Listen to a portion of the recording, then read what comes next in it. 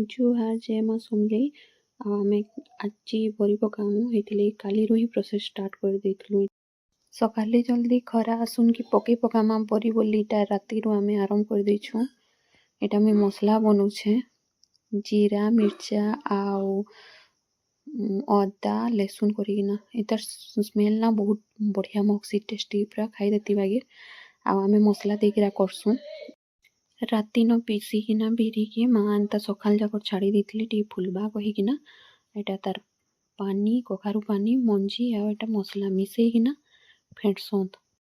आउ फेंटला बेले बहुत मेहनत लागसी हाथ बहुत पेन हेसी। एटा माँ सबके मिसुछन बिरी कखारू कुरा हेतला हेटा आउ मसला आउ से मंजी के मिसेकिना एटा कखारू पानी दे देकिना मिसुछन आउ तारपरे एटाके भल से फेंटी देबे।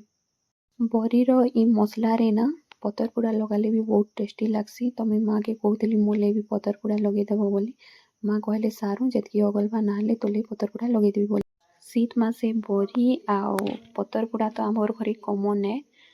मुई छोट थी बेलू न ही बरी पकासन बेले कहसी माँ के पतर पुड़ा लगे भी देसन। एटा माँ उषा से जाए बरी भेटी पकाले लास्ट रे ने नून टिके भी देदेले भजा परी बनौथलु ना हेतिले नून टिके भी देदेले आउ एटा बरी बनावार लगी रेडी हे गला। आउ इठाने माँ बरी बनावार आरंभ कर देले। दियानु सब बेले मोर माँ रो पछ पछ बुलुथिसी तो इने भी बरी पकाला बेले मोर माँ के डिस्टर्ब करथला दियानु। आमे तो ई वर्षर बरी पके साइड देलु आउ के बरी पकालो न कि नुहे मते कमेंट रे कहबो। आ जदि मोर वीडियो भल लागुचे बेले लाइक शेयर एंड कमेंट करबो। आ एटा हमर बरी बनिकिरा रेडी हे गला।